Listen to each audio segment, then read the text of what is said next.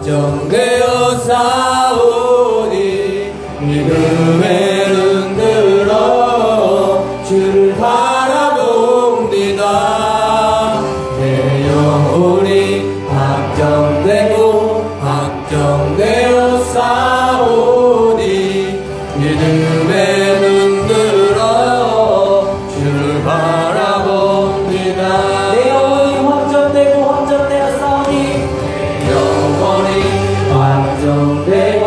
확정되어 싸우니 믿음의 눈 들어 주를 바라봅니다. 내 영혼이 확정되어 싸우니 믿음의 눈 들어 주를 바라봅니다. 이 시간에 오늘 예배를 놓고 함께 주여 삼창하시고 통성으로 인하시겠습니다. 주여 주여 주여.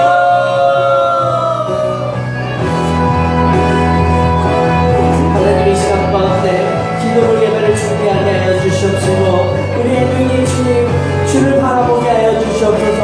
우리의 영혼이 오늘 예배를 통하여서 확정되게 하여 주시옵시고 우리 예배 가운데 주님 함께 하여 주시옵소서.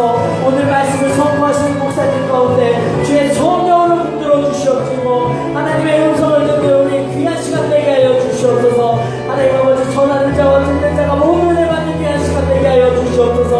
하나님 오늘 예배 가운데 주의 성령으로 충만케 하여 주시옵시고 한 사람 한 사람 가운데 성령의 물 붓듯이 기름 붓듯이 부어 주시옵소서. 주님 감사합니다. 하나님 오늘 예배 가운데 주님의 기뻐 흥명하여 주시옵소서. 주님만 예배를 받아 주시옵소서. 주님만 홀로 영광 받아 주시옵소서. 하나님 이 시간 가운데 주의 보좌 앞으로 나아갈 때 예수의 피를 힘입어 나아가게 하여 주시옵소서. 하나님 이 시간 가운데 우리 기도하고 나아갈 때 주님 우리에게 발을 붙들어 주시옵소서.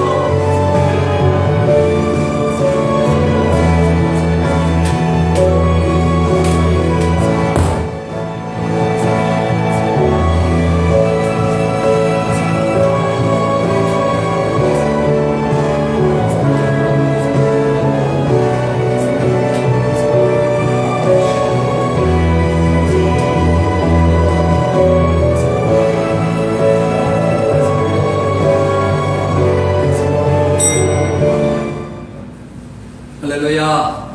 아멘. 금요일이라서 모두들 피곤하신 시간입니다.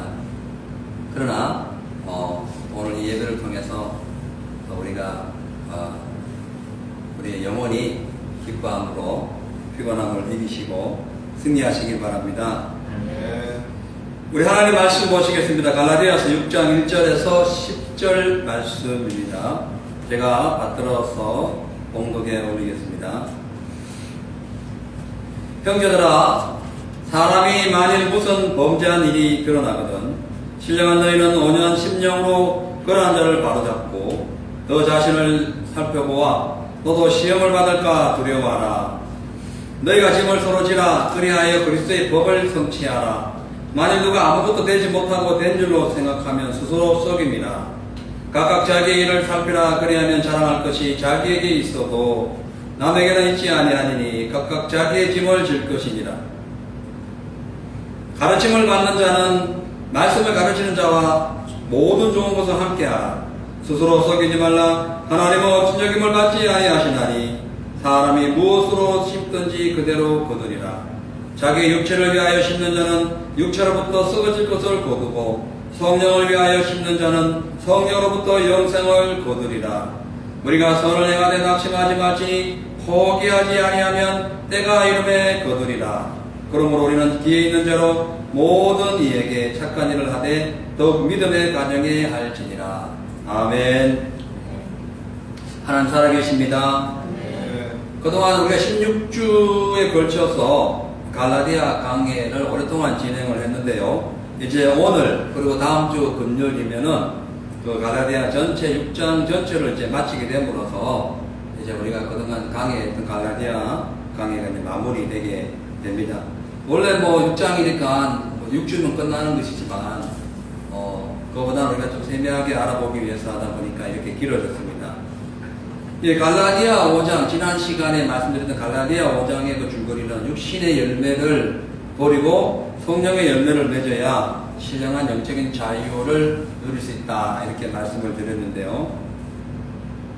이제 오늘은 갈라디아서 6장 1절에 10절 말씀을 통해서 예수 그리스도의 은혜로 구원받은 성도들이 어떻게 해야 성숙하고 신령한 삶을 살아갈 수 있는지에 대한 그런 내용입니다. 그래서 오늘의 제목은 성숙하고 신령한 성도의 자세라는 제목으로 은혜를 나누겠습니다. 자, 1절을 보니까 같이 읽습니다. 시작. 형제들아, 사람이 만일 무슨 범죄한 일이 드러나거든 신령한 너희는 온유한 심정으로 그러한 자를 바로잡고 내 자신을 돌아봐 너도 시험을 받을까 두려워하라. 바울은 지금 이제 6장을 마무리하면서 이제 형제들아라고 얘기합니다. 바울과 함께 신앙생활에서 믿음의 그 어떤 캐릭터가 같은 그런 존재다라는 거예요. 형제라는 것은.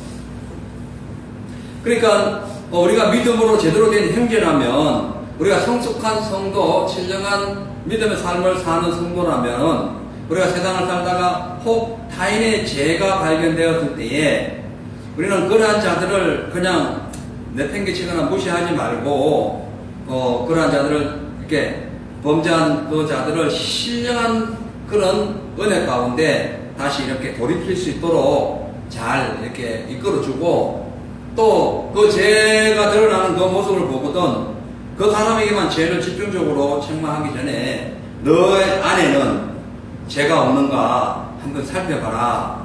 그리고 너도 혹시나 잘못하면 시험 들어서 죄를 지을 수 있으니까 시험 들지 않도록 너 자신을 두려워해라, 이렇게 말씀하고 있어요. 오늘 여기 본문에서 무슨 범죄한 일이라고 할 때 이 범죄한 일은 헬라어 파라토토마스라는 뜻인데, 이건 뭐냐면은 옆으로 넘어지다, 그리고 따로 떨어지다, 이런 의미입니다. 그러니까 우리가 죄라는 것은 뭐냐면 옆으로 넘어지고 따로 떨어지는 거예요. 근데 여기 이 의미는 그 계획적인 죄가 아닌 그 육신의 그 연약함이나 어떤 유혹에 의해 가지고 발생하는 그런 실수나 허물, 이것을 통해서 파라토토마티라고 말씀하고 있어요. 그리고 여기 보면은 무슨 범죄한 일 다음에 드러나거든 이란 뜻은 그것이 발견되거든, 혹은 놀라운 일이 생기거든, 이런 뜻입니다. 그러니까 어떤 사람이 부주중에 범죄한 죄를 범한 후에 어떻게 하다가 자신의 죄가 발견될 때에 그 자기 자신의 죄가 남에게 발견되지 아니하도록 이렇게 깜짝 놀라는 것, 이걸 얘기하는 거예요. 그러니까 당혹감, 그런 걸 얘기하는 거예요. 그러니까 죄를 지었어요. 누가 그러면은 물론 죄를 알고도 짓지만은 그 죄를 짓고 난 뒤에 이제 죄에 대해서 따라오는 엄습한 그런 두려움이 옵니다. 그 죄를 지은 사람 두려움이 있어요. 그 죄 지은 사람에게 막 나오라고 그러기 전에 그들을 온유한 심정으로 이렇게 감싸주고 그 죄인을 보거든 네 자신을 돌아보라, 그런 의미가 있다는 거예요. 그래서 이 온유한 심령이라는 말은 푸뉴마티인데요. 이것은 성령의 그 열매 중에 하나로서 그 사람의 심리적 상태가 온유하고 자비롭다는 것을 의미하죠. 그러니까 우리 영적인 심리 상태가 온유하고 자비롭다면 어떻게 해요? 자비로워요. 그러면 타인의 죄를 발견하면은 자비로운 모습으로 다가가야 된다는 거예요. 그래서 온유한 심령으로 너희가 바로잡으라, 예? 내 자신을 돌아봐라, 이런 의미가 같이 포함되고 있는 거예요. 그러니까 이 건면하고 책망을 하되 이렇게 가격하게 나무라지는 말고 이렇게 하나님의 뜻 가운데 살아갈 수 있도록 인도하라, 그런 의미가 되는 거죠. 그래서 디모데후서 2장 25절 보면은 이렇게 말씀합니다. 거역하는 자를 온유함으로 징계할지니, 이게 징계는 이게 상당히 제 값이 따르는 거지만은 그것을 온유함으로 징계하는 거죠. 징계할지니 혹 하나님이 저희에게 회개함을 주사 진리를 알까 아실까 할 것이다, 이렇게 말씀하고 있어요.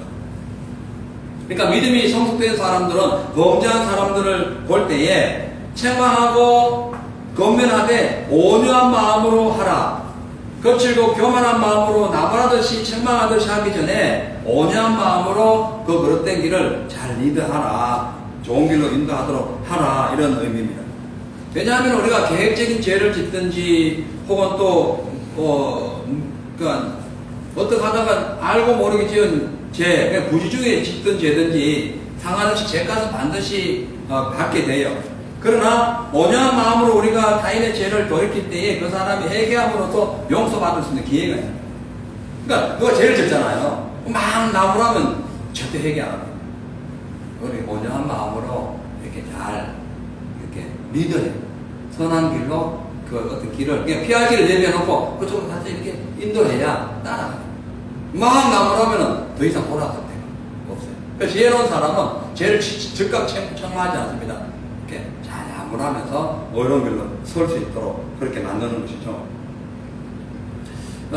왜 우리가 이렇게 해야 되냐면은 우리도 죄인이기 때문에 그래요. 여러분 한번 생각해 보세요. 갑자기 불어닥친 어마어마한 태풍에 의해 가지고 멀쩡한 나무가 부러질 때가 있죠. 마찬가지로 정상적으로 신앙생활 한다 할지라도 어느 날 마귀가 막 사정없이 무슨 일로 뭐 우리가 겪지 못했던 어떤 상황 혹은 알고 있으면서도 계속 괜히 분노하게 하는 그런 태풍으로 막 몰아치면은 우리도 모르게 벌컥 넘어집니다. 그래서 나도 모르게 혈기를 내고 막 그냥 이상한 그런 생각을 하고 불합리한 그런 생각도 해보고 막 별 생각도 안 해요. 그래서 우리도 언제든지 넘어질 수 있는 죄인이라는 것을 확신하고 있다면은 우리 스스로가 어떤 죄가 보일 때에 우리 스스로 조심해야 되지만 죄지자도 선하고 옳은 길로 이렇게 인도해야 된다. 성경에 보면 이렇게 하신 대표적인 인물이 누굽니까? 우리 다윗은 사울이 늘 죄 짓는 걸 눈앞에 날 봅니다.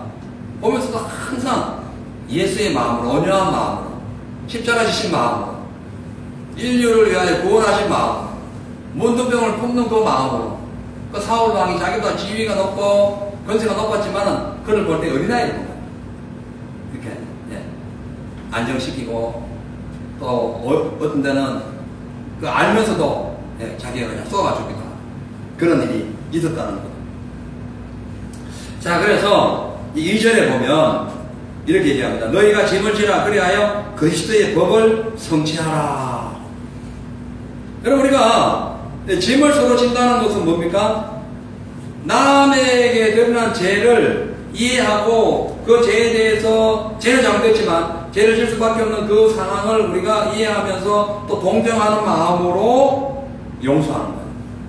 그 짐을 서로 지는 겁니다. 짐. 그러니까 무거운 무엇은 우리가 지겠지 이 얘기가 하는 게 아니고 사람 간의 영적인 사이에 다가오는 죄의 짐, 이 짐을 의미하는 거예요. 그래서 그래 할 때에 그리스도의 법을 성취한다는. 그리스도의 법이 뭐예요? 사랑이죠, 사랑. 그리스도의 법이 뭡니까? 사랑이에요. 그 율법을 따라오신 분이 예수님이고 예수 그리스도의 그 법이 완성한 법이 사랑이죠. 그래서 사랑은 율법의 뭐예요? 완성이다. 설명할 수 있는 거예요. 그래서 우리 한번 읽어봅니다. 로마서 13장 10절 시작.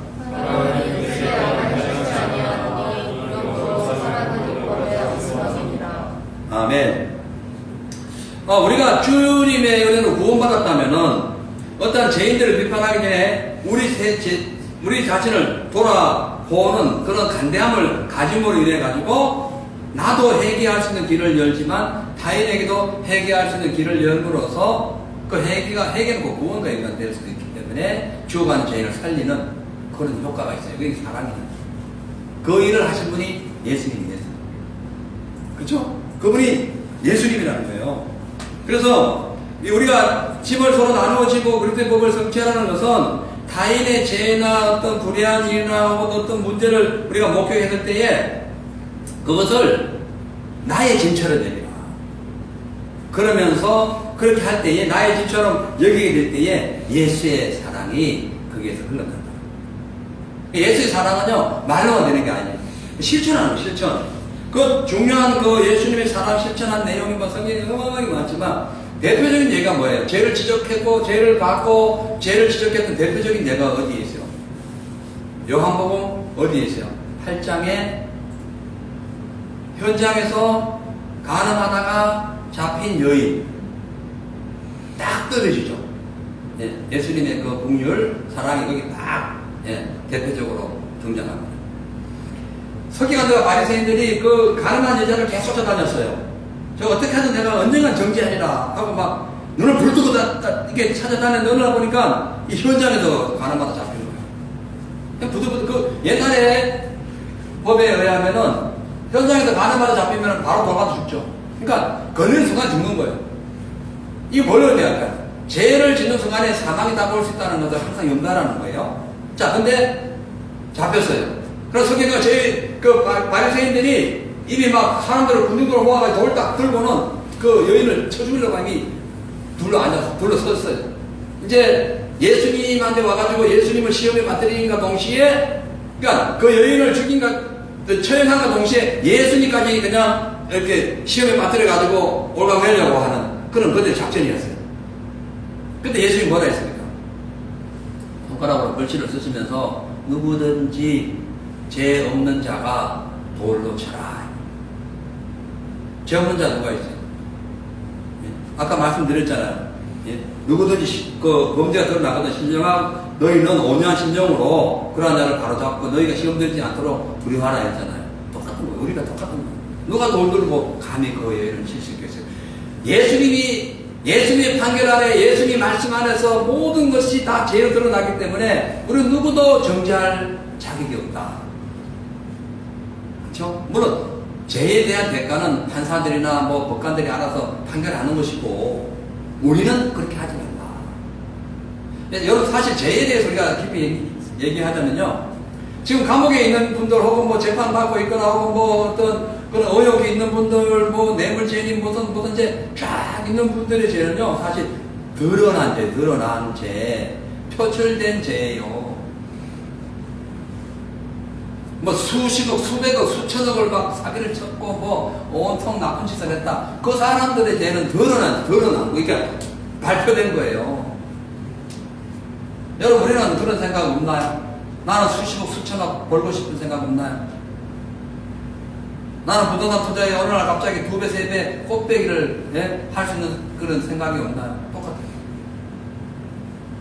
다만 그 사람들은 법망을 권력 있고 능력 있는 사람들은 법을 잘 알기 때문에 법망을 피해서 어떻게 여전히 이렇게 더 죄가 더 악랄하고 더 교활할 수는 있지만 다 똑같다는 거예요. 그래서 예수님께서 누구든지 죄 없는 자, 저 간음에 가는 죄가 없는 자 돌로 쳐라. 누구든지 욕심이 없는 자 돌로 쳐라. 누구든지 깨끗한 자, 깨끗하다고 생각하는 사람은 돌로 쳐라. 누가 깨끗해? 누가 그 앞에 아무 말도 못하는 거죠. 그래서 우리 자신을 돌아봐야 됩니다. 나는 타인의 죄를 무조건 정죄했는가? 아니면 그들을 불쌍히 여기면서 그 하나님 예수 그리스도의 사랑의 길로 인도하려고 했는가? 봐야 돼요. 서기관과 바리새인들처럼 죄의 현장을 목격하면서 무조건 죽이려고 했는가? 아니면 그 현장에서 나 자신을 비추면서 그 현장이 나의 현실의 거울처럼 비춰지면서 나는 저랬던 적이 없는가?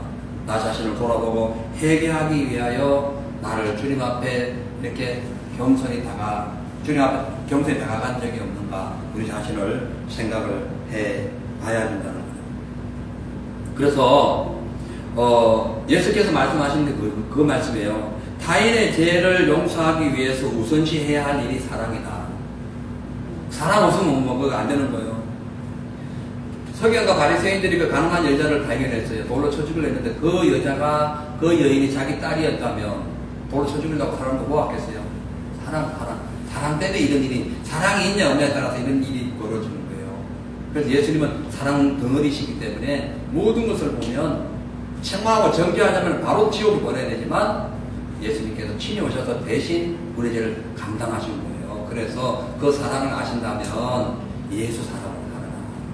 남의 죄를 함부로 이렇게 난도질 하거나 청량하지 말고 내 자신을 돌아보라. 그런 이렇게 말씀을 하시는 거예요. 자, 세 번째 3절을 보니까 이렇게 얘기합니다. 만일 누가 아무것도 되지 못하고 된 줄로 생각하면 스스로 속입니다. 이 말씀이 왜 여기에 임하냐면은 1, 2절의 말씀에 비춰서 우리 자신을 돌아보게 하는 말씀이에요.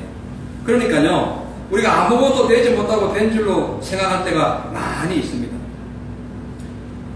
그러니까 모든 사람들은요, 이웃의 무거운 짐을 함께 나누지도 못하면서도 스스로 율법의 의식적인 구조에 빠져가지고 자기 스스로 율법을 지킬 수 있다고 딱 생각하는 거예요. 나는 의인이야. 나는 저렇게는 안 하지. 난 저렇게 더럽게는 안 살아. 난 저렇게 추하게는 안 살아. 난 저렇게 악하게는 안 살아. 이렇게 얘기하는 것이 율법주의라는 거예요. 그것을 지금 바울이 덜쳐내기 위해서 오늘 이 말씀을 하고 있는 거예요. 이해 가시죠? 아멘. 네. 금요 예배일 서로 아멘 소리를 크게 해야 됩니다. 네. 아멘. 네. 예. 졸리다가도요, 아멘한테 일어나가지고 다시 정신 차리고 바로 예배 드릴 수 있어요. 근데 거기만 끄떡끄떡 하면 계속 끄떡끄떡 그러다 졸아버려요. 자, 그러니까 아멘으로 딱 하다 하셔야 됩니다. 아멘. 아멘. 아멘. 예. 아우, 좋아요. 그러니까요, 우리가 이렇게 율법적인 의식 구조에 빠져가지고 남을 정죄하면서 자기에게는 간대하게 하는 그 이유는 사람들이 자기 스스로는 어떤 재능도 많고 어떤 역할에 대해서 당당하게 나설 수 있어. 이런 교만에 빠져서 그래요. 나는 하나님 앞에 바로 설 수 있어. 난 하나님 말씀 다 지켰거든. 이렇게 교만할 때가 있어요. 다 지킬 수는 없죠. 다 지켜서 구원받을 수 없죠. 은혜로 구원받는 거예요. 다만 주님을 사랑하기 때문에 오늘 방금 말씀대로 그렇게 살려고 노력하는 거예요. 사람 다 실수합니다. 어떻게 완벽한 분이 있어요. 우리 예를 들어서 오늘 우리 건우 같은 경우는 이 더운 날에 하필은 그 무더운 그 습기 많은데 갈 줄 누가 알았겠어요. 그거 아무도 모르는 거예요. 몰라서 그런 거예요. 가라 해도 안 가죠. 아니 누구 특정한 걸 얘기 예를 드는 거예요. 맞잖아요. 상상할 수 없는 그런데 왜 가냐? 타스메니아 쪽으로 가요. 이 여름일수록. 그럼 몰랐어요. 그러니까 우리가 제가 이 얘기하는 것은 나는 내가 똑똑하고 뭔가를 개척하고 막 내 앞길 쫙 내가 뭔가 열어가는 거지만 절대로 아니다. 절대로 그렇게 할 수 없다. 그래서 사람들마다 3절 그 얘기 누가 아무것도 되지 못하고 된 줄로 생각하는 거예요. 다 자신은 할 게 없는데 할 수 있다고 생각하는 거예요. 그래서 실수를 너무너무 많이 합니다. 근데 그것이 스스로 속고 있다. 사람은 자기가 참 많이 속습니다. 뭔가 열심히 계획하고 추진하면 다 되겠지. 내 계획은 완벽해. 나는 많이 이렇게 다 체크해봤거든. 그래서 나는 이것이 맞을 거야. 그런데 그 체크하는 대로 안 됩니다. 아무거나. 아니, 카카오톡이 이렇게 어느 날 목통에 넣어가지고 완전히 삭제될 줄 누가 알았어요? 우리가 그냥 문자로만 보내지만 그걸로 금융 거래하고 하는 분들 손해가 어마어마하게 났다 하잖아요. 아무도 모르는 거예요. 우리가 아무리 계획할지라도 그 길을 인도하시는 분 누구라고요? 하나님. 그래서 아무나 다 잘 된 것처럼 하지 마라. 섰다고 자랑하지 마라. 넘어질까 두려워하라. 조심하라. 이렇게 말씀하고 계시는 거죠. 자, 우리가요, 세상을 살면서 나는 많이 아는 것 같아. 나는 똑똑해. 나는 모든 걸 잘할 수 있는 것 같아. 그것이 바로 나를 속이는 겁니다. 거기가 함정인 거예요. 그게 함정인 거예요. 나는 못해. 나 잘할 수 있어도, 모든 걸 계획했어도, 이건 하나님 인도해 주셔야 돼. 이런 분이 실수가 없어요. 그러니까, 하나님하고는 상관없이 뭔가를 하다가, 혹은 또 뭔가를 이렇게 시작했는데, 오늘 어떻게 해가 잘 됐어. 그러면 그것이 잘된, 물론 잘된 어떤 목적이 있었겠지만은, 돌아봐야 돼요. 차후에 다가올 일을 또 생각해 봐야 돼요. 계획해 봐야 돼요. 근데 그냥 내가 다 잘해가 잘난 줄 알고 다음 것도 그냥 아무 계획 없이 무턱 대고 했다가는 무너집니다. 이것이 바로 여리고 정복 사건과 아이성 사건이에요. 여리고성을 돌았습니다. 그럼 무너져 버렸어요. 돌았더니 그냥 도니까 무너지는 거예요. 어마어마한 역사가 나타나고 생각하고 아이성에는 그냥 싸울 것도 없어요. 그냥 여리고성이 무너졌는데 여리고성이 10분에 안 되는 일도 안 되는 아이성 별거 아니야. 그냥 갑시다. 여호사 장군님 한 3천 정도 많을 것 같아요. 그냥 2, 3천만 그냥 적당하게 올라갑시다. 이러는 거예요. 여호수아도 거기 분위기 휩싸여가지고 그렇게 하자 이랬는데 그 분위기 휩싸이면 안 돼요. 갔다가 36명 그 자리에서 죽고 도망와가지고 간담이 떠내가지고 바위 틈에 숨고 어디 갈 바를 알지 못하고 우왕좌왕했어. 왜 그래요? 선줄로 생각했다가 넘어지는 상황이 벌어집니다. 그래서 오늘 그 말씀하고 있는 거잖아요. 그래서 자기를 살피라. 아무것도 되지 못하고 된 줄 알면 스스로 속이기 때문에 우리는 자기 자신을 살필 줄 아는 그런 분들이 돼야 되는 거예요. 자, 4절, 5절 봅니다.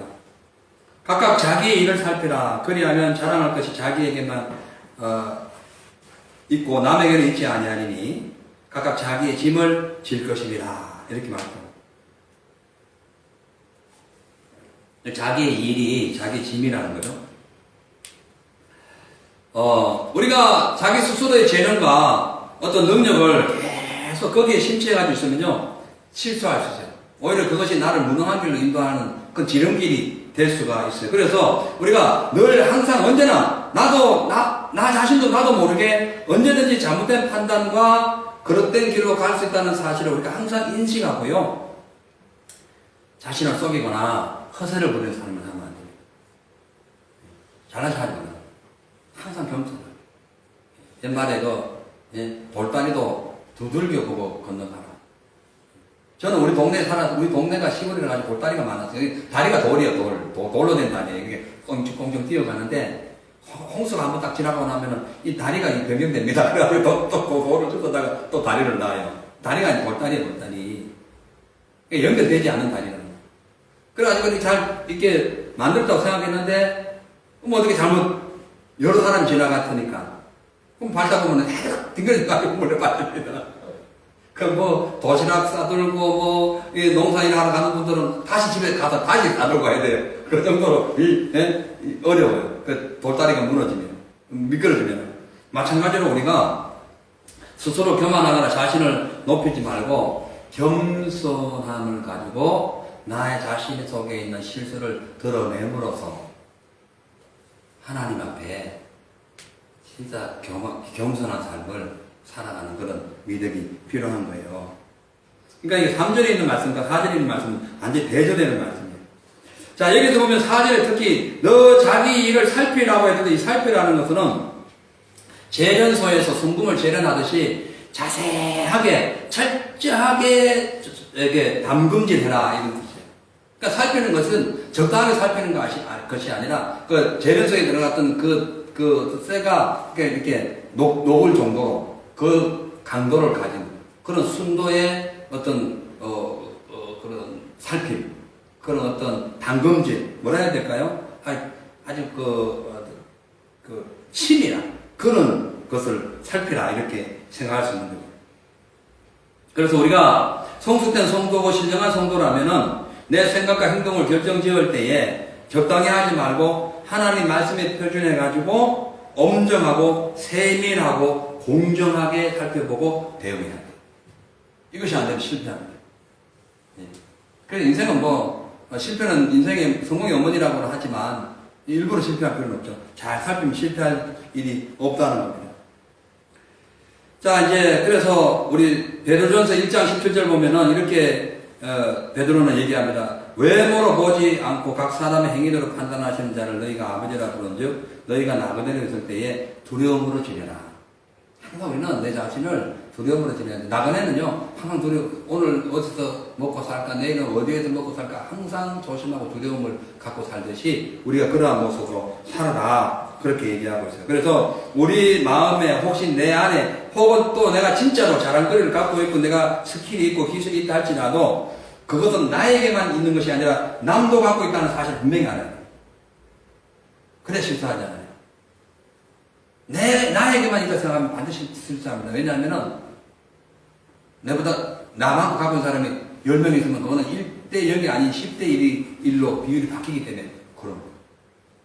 그래서 항상 겸손하게, 항상 순결하게, 그리고 늘 주님 안에서 내가 지고 있을 그 짐을 지라는 거죠. 자, 6절 보니까 가르침을 받는 자는 말씀을 가르치는 자와 좋은 것을 함께하라, 이렇게 말했습니다.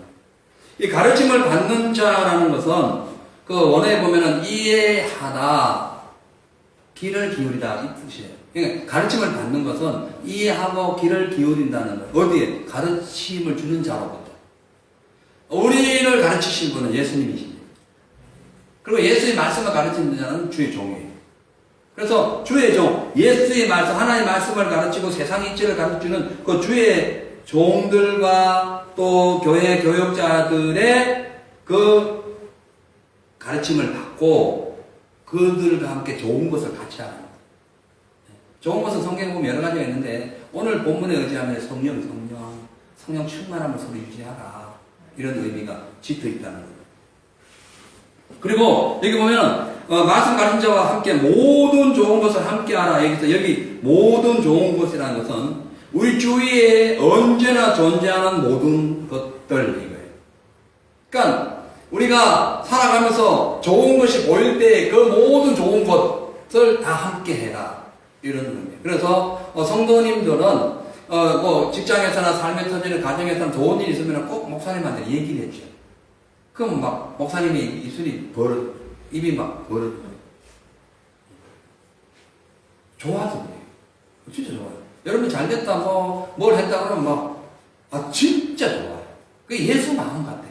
근데 실수했다, 실패했다, 지금 실패하는 길로 간다면 마음이 막 찢어지도록 쉽지 아프고, 누가 병이 들면요, 잠을 못 자요.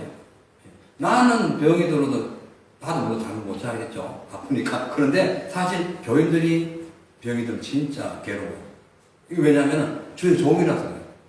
가르치는 자의 하나님의 나라를 가르치는 천국이죠. 천국에 함께 가야 될 것을 가르치는 성도들이 힘들고 아프다. 그러면 목회자들이 힘든 거예요. 그래서 영적으로 성숙된 분들은 자기 영혼을 가르치고 인도하는 목회자와 함께 좋은 것을 나누어야 돼요. 그 첫째가 뭐냐면은 예배에 참석하는 거예요. 교회 저기 말씀을 준비해가지고 선포하는데 아무도 없으면 이거 얼마나 난감하고 마음이 쓰리겠어요. 항상 예배에 참석해서 그 말씀을 듣고 같이 기도할 때에, 이게 말씀을 전하잖아요. 저 같은 경우는 말씀 전하잖아요. 그리고 우리 매일 밤에 기도할 때에 매일 말씀 다르잖아요. 그럼 서로 선포하면서 그 말씀대로 되게 하려고 여기서 기도하거든요. 그럼 우리가 한번 1년 365일 한번 생각해 보세요. 그 말씀대로 되게 하려고 기도하는 그 생각을 여러분도 똑같이 할 수 있잖아요. 얼마나 우리가 지금 눈에 안 보여도 그것이 나중에 영적에서 얼마나 그 많은 그 어떤 영적인 영감이 축적되겠냐고. 그래서 말씀 듣고 기도하는 것은 그렇게 좋은 거예요. 그리고 또 주의 종이 가장 기뻐하는 것은 뭐냐면 복음 전하는 거예요. 여러분들 복음 전하는 죽어가는 영혼들을 인도하는 거예요. 그건 하나님의 마음입니다. 그 이스라엘 백성들이 죄에 빠져가지고 우상 숭배하고 해가지고 할 때마다 계속 주의 종들 선지자들을 보낸 이유는 죄에 빠져 죽지 말고 빨리 주께로 돌아오라는 거예요. 예수께로 하나님께 돌아오라는 거예요. 안 그러면 죽는다. 결국 안 들어가가지고 다 포로로 잡혀가고 치치들 죽고 눈 뽑히고 이 상황이 달라졌잖아요. 그 지금 세상 사람들이 그렇다는 거예요. 그런 자들을 구출하라. 그것이 하나님 마음이에요. 그 선지자를 보내주신 것이 죄에서 돌이키게 하듯이 주의 종들도 마찬가지예요. 그걸 선포하는 거죠.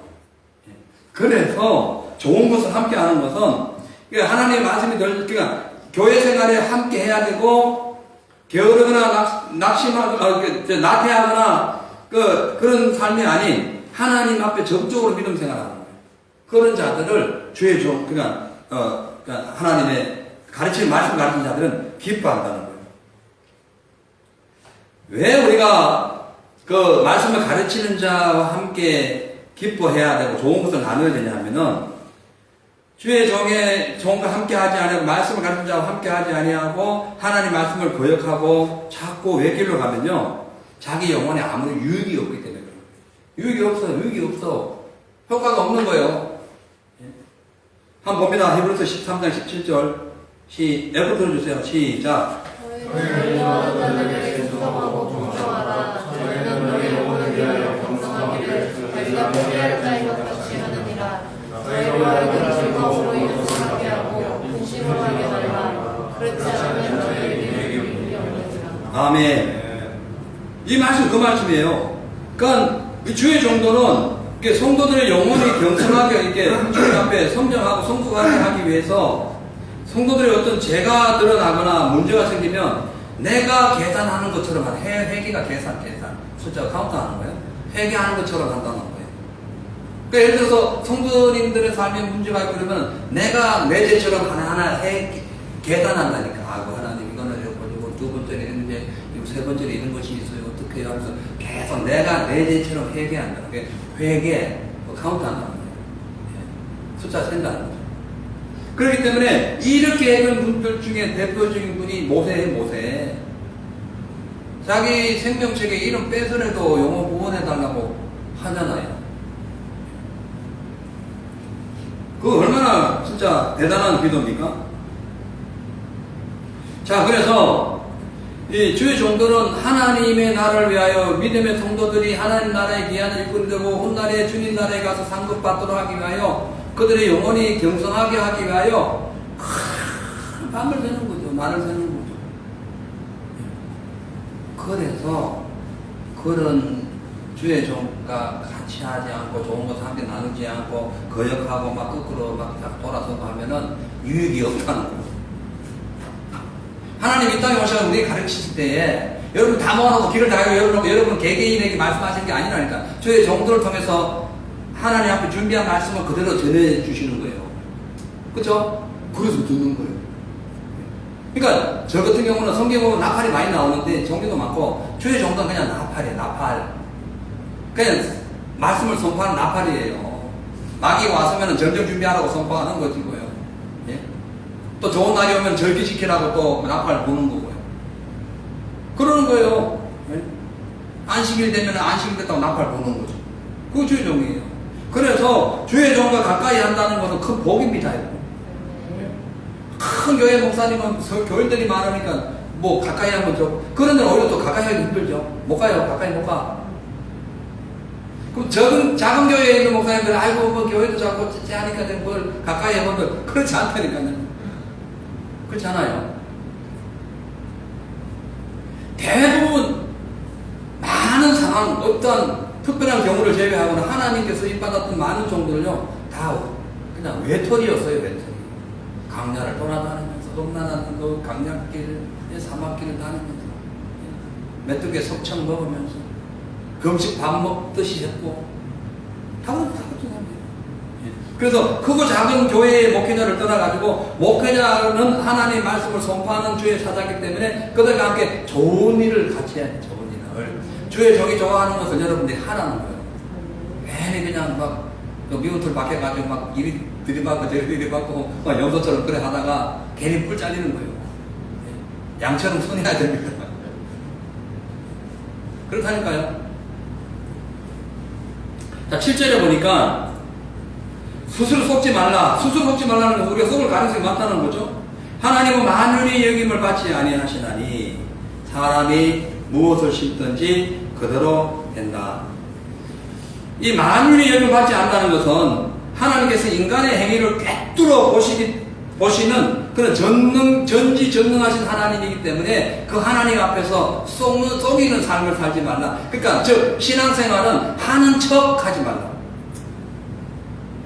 누가 보기니까 목사님 보니까 고역장이 보니까 전도사님 보니까 누가 보니까 하는 척 하지 말라. 그거 속인다는 거. 있는 그대로 하는 진실되게 있는 그대로. 예. 기도하다가 너무 힘들면 지치면 누구 보라고 억지로 시간 채우지 말고 가세요. 가셔가지고 쉬시고 다음날 열심히 해. 그렇다고 맨날 일찍도 가지 마. 목사님 보니까 나 시간 채운다. 그렇게 할 거 없어요. 하나님 보실 때 내가 피곤하면 집에 가세요. 가시고 다음날 더 에너지 얻어가지고 2배로 기도하시면 돼요. 절대 하는 척 하지 마라. 그것이 오늘 말씀이에요. 스스로 속이지 말라. 하나님은 만유의 여김을 받지 아니하신다는 거죠. 사람이 심는 대로 거둔다는 거죠. 이 심는 대로 거둔다는 이 말씀은요, 자연 법칙을, 자연 불변의 법칙을 지금 이렇게 사용한 얘기입니다. 그러니까 자연 불변의 법칙이 뭐예요? 심는 대로 거두는 심는 대로. 콩 심으면 큰다고 80대 탐나는 거예요. 좋은 땅에 심으면 30, 60배, 100배 열매를 맺고 돌짝밭, 길가밭, 가시밭에 심으면 없는 거예요. 씨앗이. 그 심은 대로 되는 거예요. 그럼 뭐냐? 신앙은 진실한 대로 열매를 맺는다. 신실한 사람만이 열매를 맺을 수 있다. 그렇게 말씀하고 있는 거죠. 자, 그래서 이 속지 말라는 이 말은요, 이 원래에 보면은 진리에서 벗어나 잘못된 길을 주장하는 마음이에요. 그러니까 그런 삶을 살지 마. 진리에서 벗어나서 잘못된 주장하지 말라. 있는 그대로, 진리 있는 그대로 내 주님 앞에 내가 있는 그대로 비춰라. 속이지 마라. 하나님 다 보신다. 만민이 여김을 받지 아니하신다. 하나님을 경멸히 여기지 말라. 예? 하는 척 하지 마라. 하나님 다 아셔. 날 속이는 거야. 너 있는 그대로 해. 괜찮아. 나 널 그대로 보고 있어. 예? 널 그대로 보고 있어. 그걸 말씀하시는 거죠. 우리 하나님은 행동을 알아보시는 분이에요. 할렐루야. 그래서 주님은 우리가 주님을 진정으로 존중하고 진정으로 믿음으로 살면 하나님 우리를 아시고 축복하셔요. 근데 그렇지 아니하면 하나님도 우리와는 관계가 영 이렇게 진실된 관계가 될 수가 없는 거죠. 그래서 사무엘상 2장 30절에 보면은 자 같이 읽습니다. 자 시작. 그러므로 이스라엘 하나님 여호와가 말하노라. 내가 전에 내 집과 내 조상의 집이 내 앞에 영원히 행하리라 하였으나 이제 나 여호와가 말하노니 결단코 그렇게 하리라. 나를 존중히 여기는 자는 내가 존중히 여기고 나를 멸시하는 자를 내가 경멸히 여기리라. 아멘. 그 멸시와 존중, 여긴 진리의 말씀 안에서 행해진 우리의 모든 삶, 이렇게 표현할 수가 있는 거예요. 그래서 그 당시 율법주의자들은요, 할례주의자들은요, 그 당시에 자신들의 행동은 생각하지 않았어요. 자신들은 말로만 하고 행동을 하지 않았어요. 그 사람들은. 그러다 보니까 뭐 행동은 보여주는 행동을 했지 하나님 앞에 진실한 행동하지 않았다는 거예요. 보여주는 행동 많이 했습니다. 네? 금식한다고 나팔 불고, 헌금한다고 나팔 불고, 기도한다고 나팔 불고 막 동네를 돌아다녔어요. 안 한 건 아니지만은 그 진실한 게 아니에요. 주님 앞에 그러니까 골방에서 기도하듯이 주님 앞에 완전하게 오른손이 한 것 왼손이 모르도록 했어야 되는데 그들은 하긴 했지만은 나팔을 불고 막 자랑하면서 그 했던 공적이 다 사라져버려요. 그렇게 살지 말라는 거죠. 그래서 그들은 주로 자기들이 그렇게 하면서 또 타인에게는 더, 자기들보다 더 엄격한 기준을 적용했어요. 그러다 보니까 그러면서 그들은 율법으로만 얻어야 된다고 주장했는데 예수님 말씀 그렇지 않다는 거. 너희들 다 그거는 육신의 껍질 이것만 갖고는 주님을 진정으로 섬길 수가 없어. 진짜 네 마음을 드리라 이렇게 말씀하고 있는 거예요. 그래서 우리가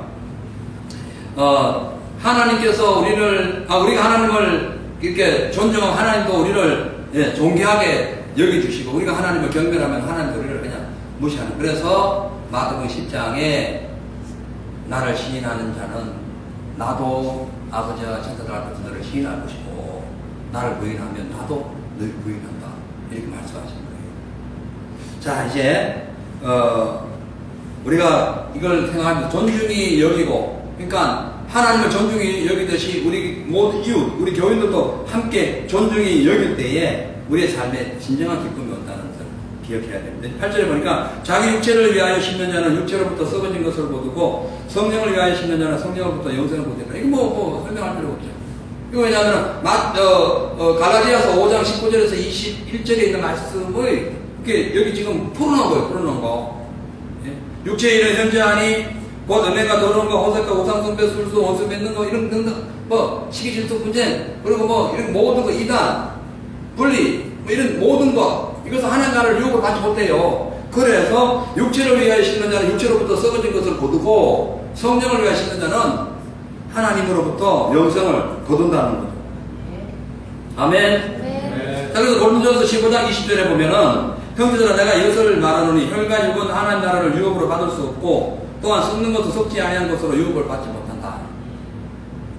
우리가 역사나 성경의 사건을 통해서 보면요, 육신의 열매, 혈과 육으로서 살아갔던 사람들이 그 사람들의 종말을 많이 봅니다. 소돔과 고모라 사건 그거예요.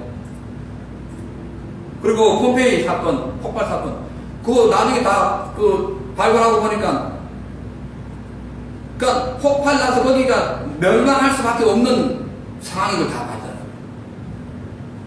그렇기 때문에 우리는 이 육체의 행위를 거두려고 하지 마세요. 썩어질 것만 남습니다.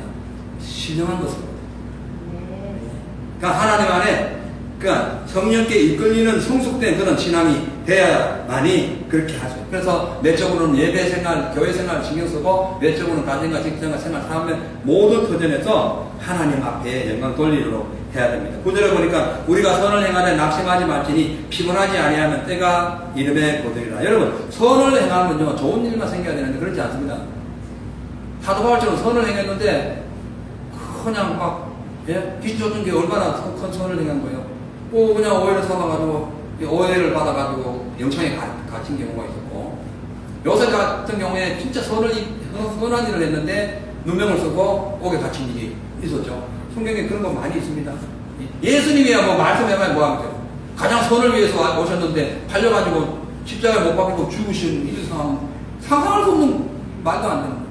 자, 왜 우리가 선을 행하되 낙심하지 말라는 것은 선을 행하되 낙심하는 일이 있다는 거예요. 다만 피곤하지 아니하면, 즉 인내하면 이것이 때가 되면은 그 선한 일을 행한 것을 거둘 수 있다. 이렇게 말씀하고 있는 거예요. 여러분, 우리가 세상을 살다가요, 나는 선한 일을 했는데 누구한테 비난을 받거나 괜히 오해를 당하거나 내가 열심히 노력했는데도 좋은 결과는 그냥 오히려 실패하고 막 부도가 나고 이런 경우가 많습니다. 열심히 일을 했는데 돈벌이는 안 될 경우가 많아요.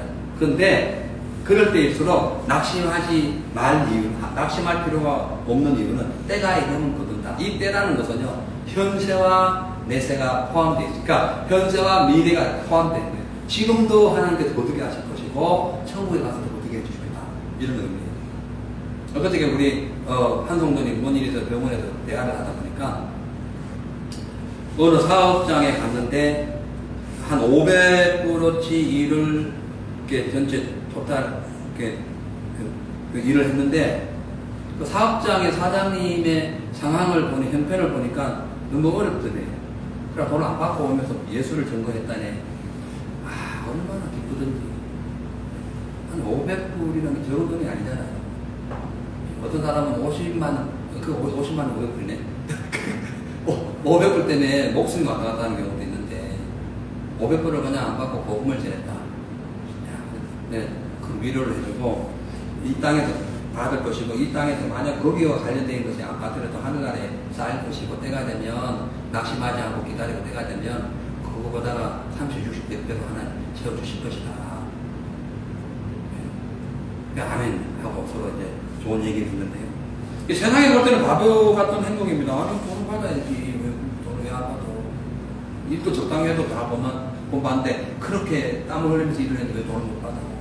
근데 못 받은 게 아니라 안 받은 거죠. 그분 형편이 어려웠다. 근데 예수 믿는 분들 그렇게 살아야 됩니다. 손해보는 것 같아요. 지금 보면 진짜 손해보는 것 같아요. 근데 절대 손해보는 게 아니에요. 주라.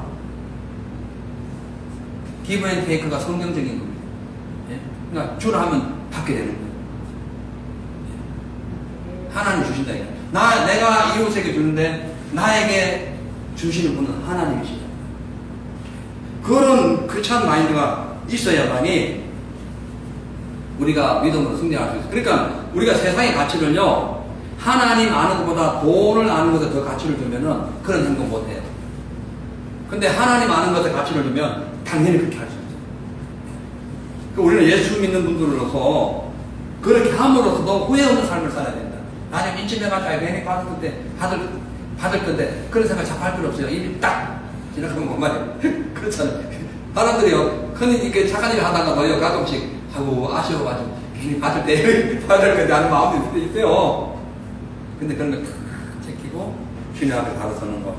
하나님의 영광을 위해서 선한 행위, 주님의 뜻을 위하여 하는 모든 의로운 행위는 반드시 거기에 대한 가치가 부여될 것이고, 이 땅에서나 내세에서 하나님께서 피곤하지 아니하면 이 뜻이 그거라니까요. 내세와 이생과 내생이 다 받는다는 거예요. 자, 이제 마무리합니다. 10절에 그럼 우리가 기회 있는 대로 모든 이에게 착한 일을 하되 더욱 믿음의 가정들에게 할지어다.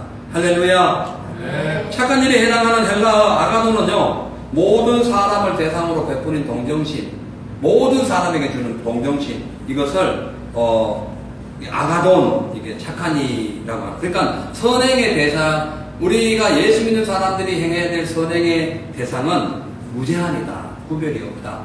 누구에게나 기회가 있을 때마다 선한 일을 행해야 된다. 그런 뜻이에요. 그리고 여기 더욱 믿음의 가정이 할지어라 라고 할 때의 그 더욱이라는 의미는 최고로 특별하게 라는 뜻이에요. 그러니까 모든 사람들에게 우리가 사랑을 나눠줍니다. 선행을 해야 됩니다. 이웃에게 동정을 베풀어야 됩니다. 근데 특별히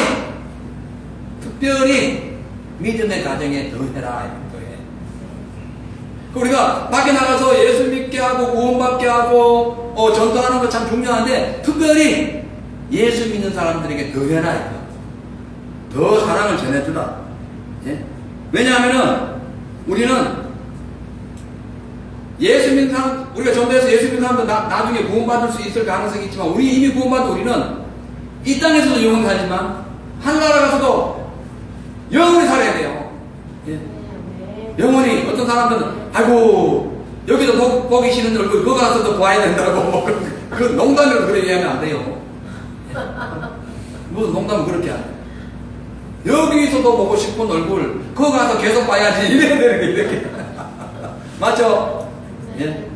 좀 이렇게 부족한 면이 보이더라도 어떤 속상할 때 있어요. 그냥 그 사람의 특징이에요. 특징. 그냥 좀 달라. 나는 핸들대 역할을 했고 저희는 그냥 브레이크 역할을 하고 있는 거예요. 그러니까 다 핸들대라고 얘기할 필요 없어요. 안 그럼 누가 브레이크 잡았는데 나중에 브레이크 못 잡으면 핸들도 다 부서져요. 차 부서지니까. 그 얘기예요. 이해 가시죠? 이 말씀을 하고 이제 마치겠습니다. 사도행전 2장 44절 45절 읽어보겠어요. 시작. 믿는 사람에게 다 함께해서 모든 물건을 공유하고 또 재산과 소유를 팔아 각 사람의 필요를 따라 나눠주고. 이 말씀은 교회에서 모인 사람들이 재산을 팔아가지고 불신자들에게 나눠줬다는 거예요. 자, 이제 4장 넘어가서 32절 읽어봅니다. 시작. 믿는 우리가 한 마음과 한 뜻이 되어 모든 물건을 서로 공유하고 제 재물을 조금이라도 제 것이라 하는 이가 하나도 없더라. 이것은 믿는 자를 하는 거예요. 사도행전의 1장에 교회 개동이나 또한 2장이나 3장, 4장 넘어가면서 교회가 폭발적으로 부흥했을 때의 상황을 보면은 모든 사람들이 재산을 모아가지고 이웃에게 도와줬어요. 그리고 교인들끼리도 모아가지고 내 거, 네 거 없이 썼다는 거예요. 예. 이것이 한번 해석돼가지고 공산당 교리로 만들어지고 한 거예요. 예. 그거하고 달라요. 자, 그래서 여러분 우리는 이제 우리 자신을 돌아봐야 됩니다. 우리 소망이 어디 있는가? 이 땅에 있다면은 지금 실수하고 있는 거예요. 아무리 내가 명석하고 똑똑하고 뭐 아주 총명하다 할지라도 내 소망이 이 땅에 있다면 지금 실수하고 있는 거예요. 자기를 속이고 있는 거예요. 나도 속고 나도 속이고 있는 거예요. 그러나 우리의 소망이 하늘에 있다면은 우리의 목적은 분명할 뿐만 아니라 나의 삶의 모든 여정은 주님이 함께 하죠. 그래서 우리는 어떤 자가 돼요? 현명한 자가 돼요. 그걸 아는 사람이 성숙하고 신령한 성도입니다. 바울은 지금 그렇게 하라고 우리에게 지금 부탁하는 거예요. 그래서 오늘 우리가 이 말씀을 기억하시면서 우리 자신을 돌아봅니다. 과연 내 마음속에는 이 온유한 마음으로, 온유한 심령으로 죄 지은 자를 이렇게 바른 길로 인도하고자 하는 마음이 있는가? 그리고 나의 신앙에는 가르치는 자, 주의 종과 또 교인들과 함께 좋은 것을 나누고 주님 안에서 헌신적인 삶을 살고 있는가? 내 자신을 돌아봐야 됩니다. 또한 우리가 어떤 경우에라도 선을 행하다가 낙심할 일이 있을 때에 끝까지 인내하고 기다리면서 하나님의 은혜를 소망하고 있는가? 그렇게 하고 있다면 여러분들은 성숙되고 신령한 성도예요. 우리 모두 그렇게 되시기를 주의 이름으로 축복합니다. 기도하겠습니다. 하나님 감사합니다. 세속적이고 탐욕적인 모습으로 이 세상을 살아본들 썩는 인생이 됩니다. 그러나 성령 충만하여 주의 은혜 가운데 육신의 그릇이 깨어지고 거룩한 그릇으로 변화된다면 주님 우리 안에 계시고 성숙하고 신령한 성도가 된다고 말씀합니다. 아버지 하나님, 죄의 근본인 우리 속에 있는 옛사람을 죽이기 위하여 성령 충만하게 하옵소서. 아버지, 세상에 다가오는 여러 가지 어려운 일이 있을 때에 믿음의 선한 싸움을 싸움으로 하나님 앞에 영광을 돌리는 신령한 성도, 살아있는 성도, 성숙한 성도의 삶을 살아가게 하옵소서. 감사드리며 예수의 이름으로 축복하며 기도하옵나이다. 아멘. 자, 우리 이제 오늘 기도 제목 한번 보여주시고 우리 한번 보시고 주기도문으로 이제 마치고 우리 합심해서 기도하도록 하겠습니다. 특별히 우리 기도할 것은 우리 건우가 이제 내일 저는 잠시 그냥 그 출타한다 이렇게 생각하는 마음으로 얘기를 하는 거예요. 우리 외자매에서 우리 청년들이나 우리 아이들 보면은 일주일 있다 오는 경우도 많아요. 네. 목사님 한 2주 며칠 갔다 옵니다. 갔다 온 친구들도 많아요. 그래서 우리 그분들을 저 찐통으로 보내는 이유는 거기서 모든 걸 또 깨닫고 거기에서 한번 또 배워야 되잖아요. 그래서 한 길면 몇 주 전지 잘 있게 해달라고. 그리고 또 사람 누구나 꿈이 있어요. 근데 그 꿈이 하나님 안에 주님 원하시는 신령한 꿈을 가질 수 있도록 우리 그분들을 위해서 기도해 주시고 오늘 이 밤에도 야간에 일어나고 있는 우리 성도들을 위해서 기도해 주시기를 주 이름으로 부탁드립니다. 아멘. 자, 우리 주기도를 마치시고 찬양 한 장 부르시고 기도하도록 하겠습니다. 하늘에 계신 우리 아버지여, 이름이 거룩히 여김을 받으시며 나라에 임하시며 뜻이 하늘에서 이루어진 것 같이 땅에서도 이루어지이다. 오늘날 우리에게 일용할 양식을 주옵시고 우리가 우리에게 죄진 자를 사하여 준 것 같이 우리 죄를 사하여 주옵시고 우리를 시험에 들게 마시며 가난하게서 구하옵소서. 내게 나라와 권세와 영광이 아버지께 영원히 싸움이라. 아멘. 할렐루야. 너는 내 아들이라 부르시고 주여 당창하시고 합심해서 기도하도록 하겠습니다.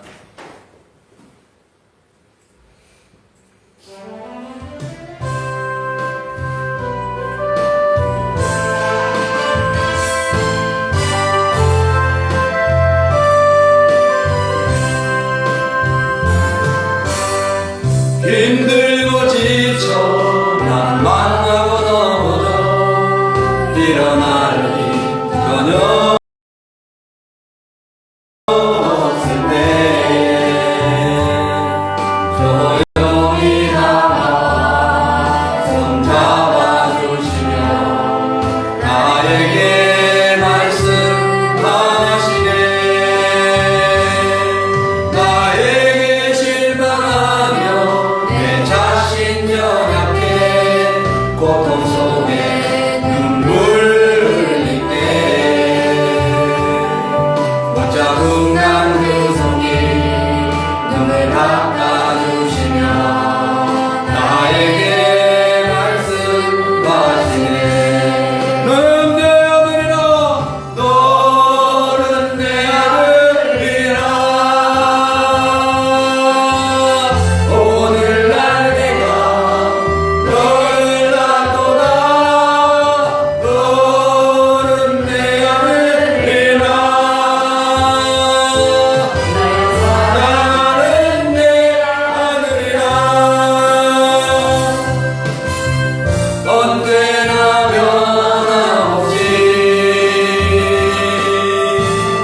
너는 내 아들이라.